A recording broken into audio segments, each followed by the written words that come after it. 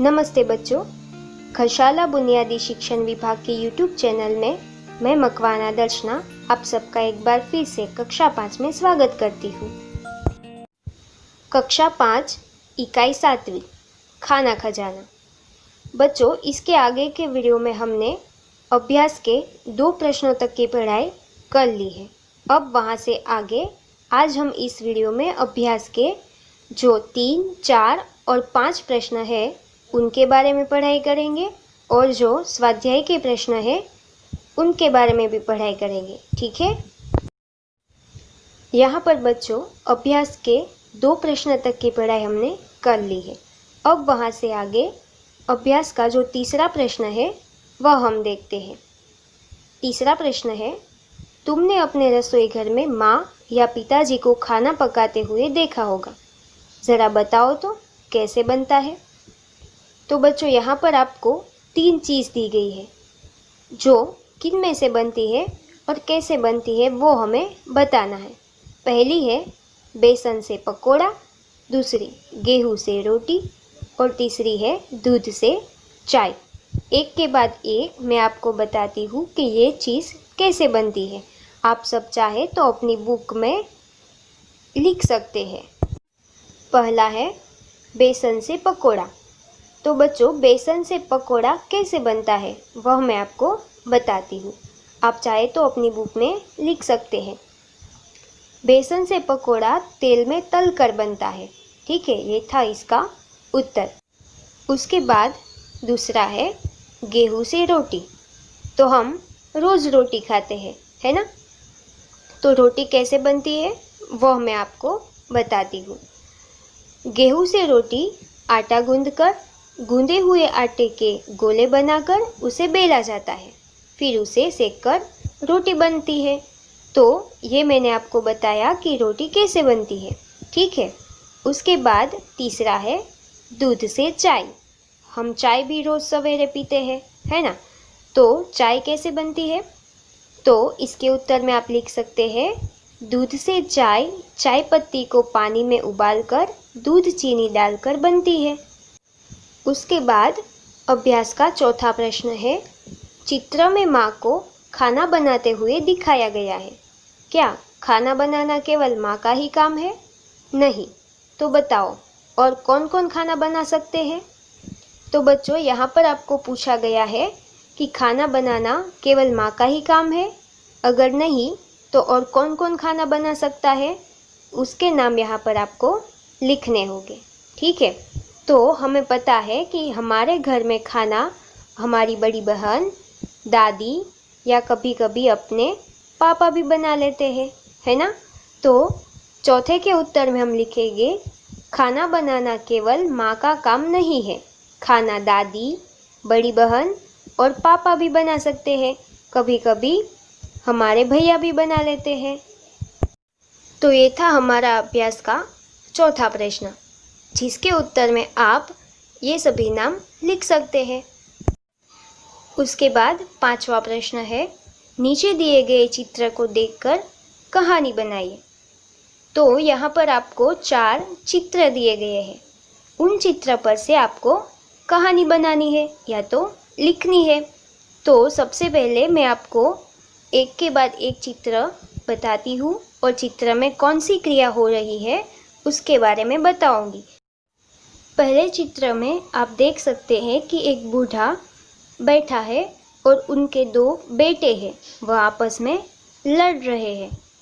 वह दोनों लड़ रहे हैं, वह देखकर बूढ़ा बहुत चिंतित है। उसके बाद दूसरे चित्र में आप देख सकते हैं कि दोनों भाई खड़े हैं और जो बूढ़ा बाप है वह उसे कुछ समझा रहा है। एक भाई खड़ा है और दूसरे के हाथ में लकड़ियाँ की गठरी है, वह आप चित्र में देख सकते हैं। तीसरे चित्र में आप देख सकते हैं कि दोनों भाइयों के हाथ में एक एक लकड़ी है और वह दोनों ने वह लकड़ी आसानी से तोड़ दी है और वह बहुत खुश नज़र आ रहे हैं। और उसका जो बूढ़ा बाप है वह उसे कुछ समझा रहा है। ऐसा हमें इस चित्र में दिखाई दे रहा है। ठीक है। चौथे चित्र में आप देख सकते हैं कि दोनों भाइयों के हाथ में एक एक लकड़ी की जगह पर एक एक लकड़ी की गठरी है और वह उसे तोड़ नहीं पाते हैं। तभी भी उसका बूढ़ा बाप है वह उसे कुछ समझाता है। वह क्या समझा रहा है वह मैं अब आपको कहानी में बताऊंगी। आप सब कहानी ध्यान से सुनना। ठीक है। अब हम कहानी की शुरुआत करते हैं। कहानी का नाम है एकता में बल है। एक गांव था। गांव में रामजी भाई नामक एक किसान रहता था। उसके 2 पुत्र थे। वे आलसी थे और आपस में झगड़ते रहते थे। रामजी भाई इससे बहुत दुखी थे और उसे चिंता रहती थी। धीरे धीरे परिवार की परिस्थिति बिगड़ जा रही थी। रामजी भाई की बात कोई सुनने के लिए तैयार नहीं था। उनकी चिंता बढ़ती जा रही थी। रामजी भाई अब बूढ़े हो गए थे। घर में अशांति और दुख बढ़ता जा रहा था। उन्होंने अपने दोनों लड़कों को बुलाया।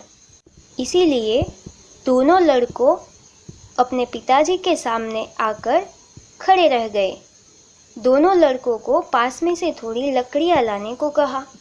दोनों लड़के गए और लकड़ियाँ ले आए। फिर उसकी गठरी बनाने को कहा।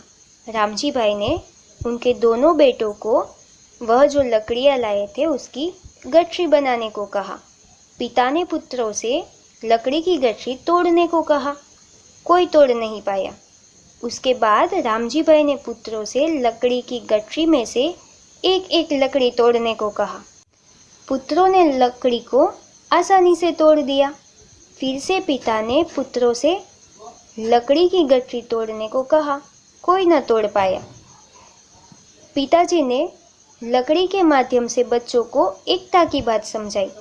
झगड़ा करने से परिवार में अशांति होती है। लड़के पिताजी की बात समझ गए। परिवार में बदलाव आ गया। दोनों मेहनत करने लगे। आपस में मिलजुल कर रहने लगे। लड़ना झगड़ना छोड़ दिया। घर में सब शांति और प्यार से रहने लगे। तो बच्चों, इस कहानी से हमें यह सीख मिलती है कि हमें कोई भी काम आपस में मिलजुल कर करना चाहिए और कभी भी कोई भी काम करने के लिए लड़ना और झगड़ना नहीं चाहिए। ठीक है। तो ये था हमारा अभ्यास का 5वां प्रश्न। उसके बाद स्वाध्याय। स्वाध्याय का पहला प्रश्न है, दोनों चित्र ध्यान से देखिए। चित्र में 10 अंतर है। उन्हें ढूंढकर लिखिए और चित्र में मनचाहा रंग भरिए। यहाँ पर आपको 2 चित्र दिए गए हैं और उनमें 10 अंतर है, वह हमें ढूंढने हैं। और हमें यहाँ पर यह भी कहा गया है कि चित्र में मनचाहा रंग भरिए। लेकिन आप यहाँ पर देख सकते हैं कि दोनों चित्र में रंग भरे हुए ही है, इसीलिए हम यहाँ पर कुछ नहीं करेंगे। ठीक है। अब मैं आपको एक के बाद एक इन दोनों चित्र में जो 10 अंतर है वह बताती हूँ। मैं जो बोलती हूँ या तो जो भेद है वह बताती हूँ, तब आप सब ध्यान से सुनेंगे और आप दोनों चित्र में अवलोकन करके मैं जो भेद बताती हूँ उसे ढूंढेंगे। ठीक है बच्चों। सबसे पहला भेद है, चित्र 1 में जोकर के जूते नीले रंग के हैं, जबकि चित्र 2 में आप देख सकते हैं कि जोकर के जूते लाल रंग के हैं। उसके बाद चित्र 1 में जोकर के पैंट में एक लाल और एक नीले रंग की जेब है, जबकि चित्र 2 में दोनों जेब नीले रंग की ही है। तो ये था दूसरा अंतर। उसके बाद तीसरा अंतर है, चित्र 1 में कमीज में लाल रंग के 5 गोले बने हैं, जबकि चित्र 2 में कमीज पर 4 लाल और एक नीले रंग का गोला बना है। यह आप चित्र में देख सकते हैं। उसके बाद चित्र 1 में कमीज में लाल रंग के 5 गोले के ऊपर लाल रंग की माला बनी हुई है, जबकि चित्र 2 में नीले रंग की माला है। यह भी आप चित्र में देख सकते हैं।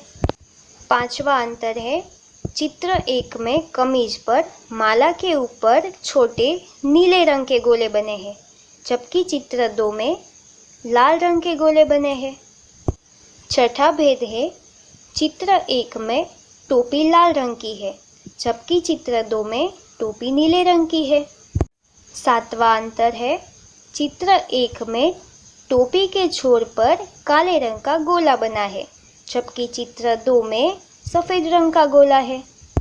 आठवां अंतर है, चित्र 1 में जोकर ने हरे रंग की बेल्ट बांधी है, जबकि चित्र 2 में आप देख सकते हैं कि जोकर ने नीले रंग की बेल्ट बांधी है।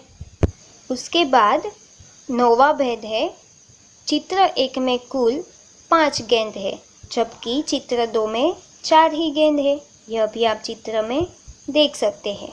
उसके बाद 10वां और आखिरी अंतर है, चित्र 1 में 2 पीले रंग की गेंद है, जबकि चित्र 2 में 1 ही पीले रंग की गेंद है।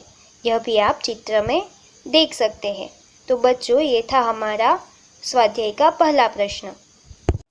उसके बाद स्वाध्याय का दूसरा प्रश्न है, पढ़िए, समझिए और लिखिए।